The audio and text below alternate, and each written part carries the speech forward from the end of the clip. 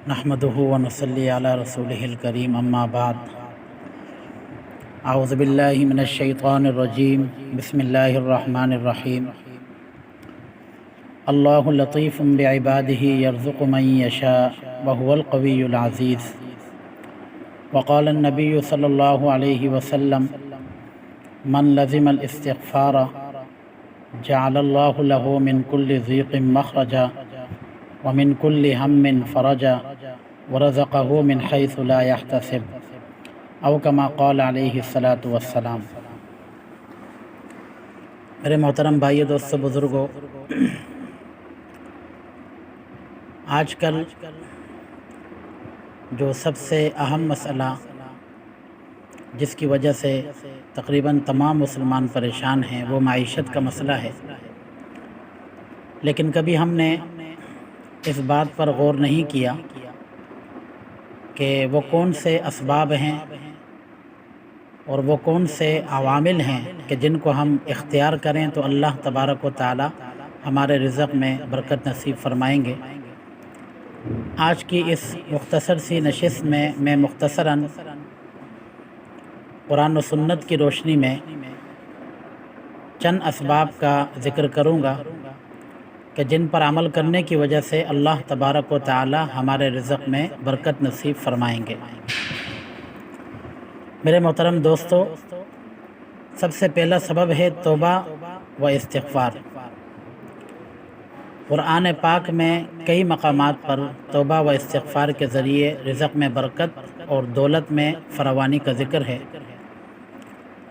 चुनांचे हज़रत नूह अलैहिस्सलाम का कौल नक़ल किया गया है कि मैंने इन कौम से कहा, सूरह नूह के अंदर ये मौजूद है कि नूह अलैहिस्सलाम फरमाते हैं कि मैंने इन कौम से कहा, अपनी कौम से कहा कि अपने रब से माफ़ी मांगो, बिलाशुबा वो बड़ा बख्शने वाला है, वो तुम पर खूब बारिश बरसाएगा, तुम्हें मालो औलाद की फरावानी बख्शेगा और तुम्हारे लिए बाग पैदा करेगा और नहरें जारी करेगा। और हदीस शरीफ में अब्दुल्ला बिन अब्बास रज़ी अल्लाह तआला अन्हुमा की रवायत है कि आप अलैहिस्सलाम ने फरमाया कि जो शख्स बकसरत इस्तिग़फ़ार करता है अल्लाह ताला उसे हर गम से छुटकारा और हर तंगी से कुशादगी अनायत फरमाते हैं और ऐसी ऐसी राहों से रिज़्क़ अता फरमाते हैं जिसका उसके वहम व गुमान में गुज़र तक नहीं होता।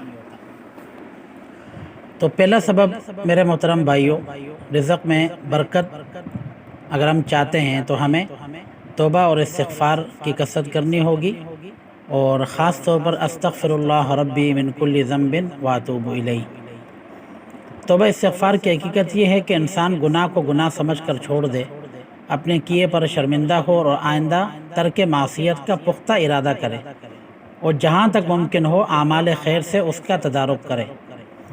अगर गुनाह का ताल्लुक़ हुकूकुल इबाद से हो तो तौबा के लिए एक शर्त यह भी है कि साहिब हक़ से मामला साफ़ करे।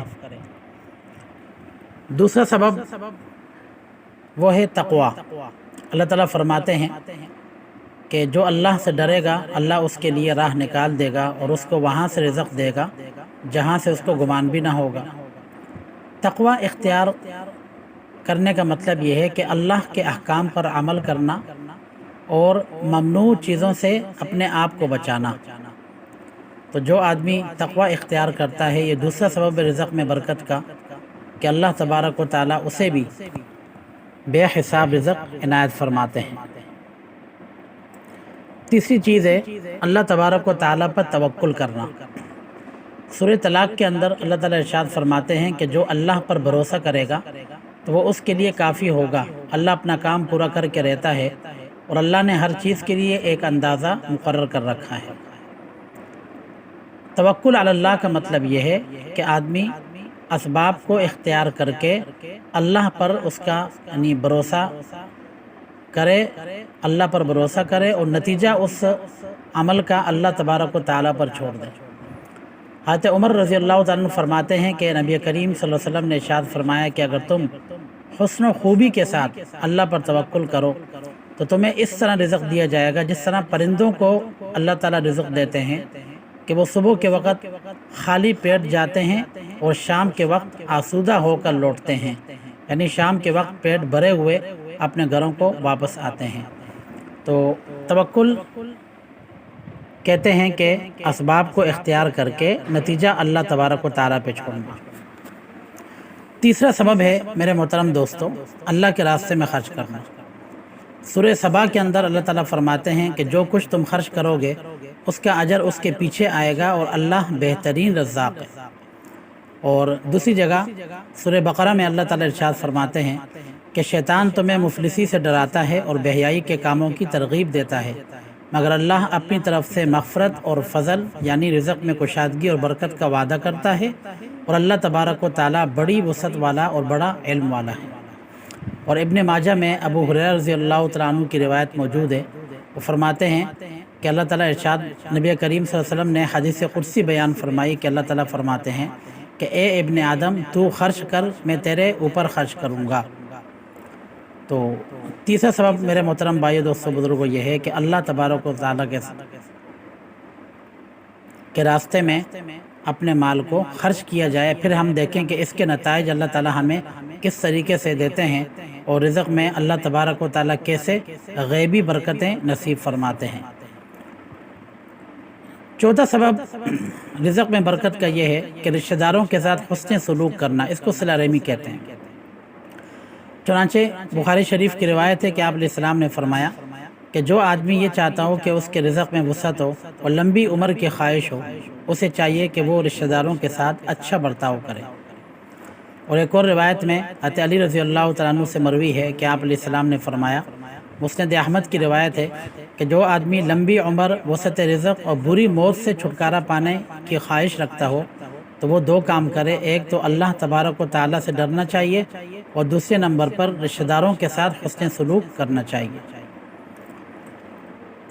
پانچواں سبب یہ ہے میرے محترم دوستو کہ آدمی کمزور لوگوں کے ساتھ حسن سلوک کرے۔ بخاری شریف میں ہے کہ نبی کریم صلی اللہ علیہ وسلم نے ارشاد فرمایا کہ بندوں کو ان کے کمزوروں کی وجہ سے رزق ملتا ہے اور ان کی مدد کی جاتی ہے۔ اور مسند احمد کی روایت ہے، حضرت ابو الدرداء رضی اللہ تعالیٰ عنہ سے روایت ہے کہ آپ علیہ السلام نے فرمایا، تم لوگ میری رضا اپنے کمزوروں کے اندر تلاش کرو، کیونکہ تمہیں کمزوروں کی وجہ سے رزق ملتا ہے اور تمہاری مدد کی جاتی ہے۔ تو میرے محترم دوستو، یہ چند اسباب تھے اور یہ چند چیزیں تھیں جن کی وجہ سے اگر ہم چاہتے ہیں کہ ہمارے رزق میں اللہ تبارک و تعالیٰ برکت نصیب فرمائے اور اللہ تعالیٰ ہمیں حلال رزق نصیب فرمائے اور غیب کے خزانے ہم پر کھول دے، تو ان اسباب پر ہم غور کریں اور ان پر عمل کریں، تو آپ دیکھیں گے کہ انشاءاللہ اللہ تبارک و تعالیٰ رزق میں برکت نصیب فرمائیں گے۔ اللہ تعالیٰ تمام مسلمانوں کے رزق میں برکت نصیب فرما۔ وآخر دعوانا ان الحمدللہ رب العالمین۔